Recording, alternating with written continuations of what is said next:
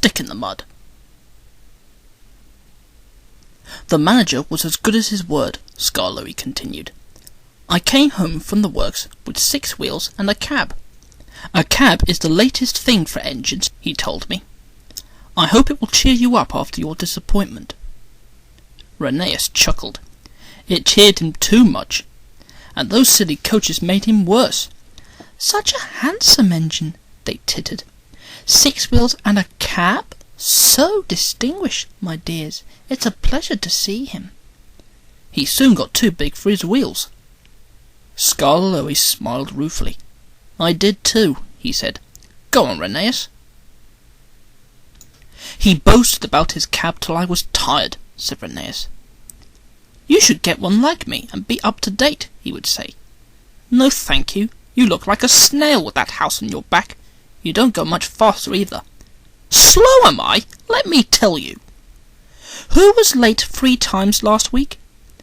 "Oh, it's no use talking. You're just an old stick in the mud." He called me more names, and we quarrelled. We ended up back to back, not speaking. It went on for days and days. One dark Monday morning, Skarloey had to take the workman's train to the quarry. It had rained for 3 days. "You always pick on me for wet days," he complained. "You," said Mr. Bobby, "have got a cab to keep us dry. Come on." Skarloey slipped and snorted on the damp rails. He began to wonder if cabs were worth it. An hour later, I was warming up when Skarloey's guard came coasting down in an empty truck. He stopped by our shed. "There's a landslide beyond the tunnel," he said. "Skarloey's run into it. He's stuck." "Show a wheel, Rheneas. Look lively." "I'm sorry, Mr. Peter, sir, but that Skarloey's too swanky. He says I'm a stick in the mud. He can jolly well stick in the mud himself. It serves him right." "But," went on my driver, "there's poor Mr. Bobby and the quarryman. Does it serve them right too? The guard says the mud's like treacle."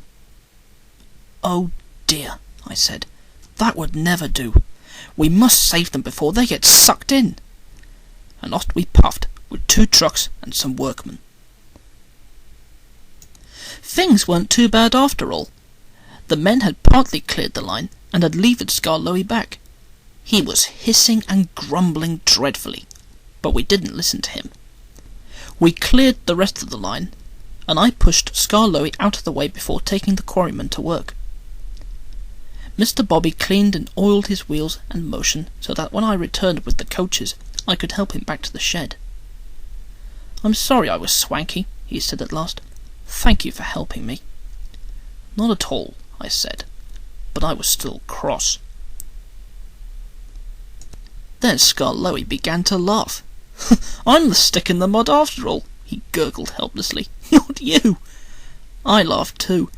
I couldn't help it. He looked so funny. We were laughing when the cleaners came.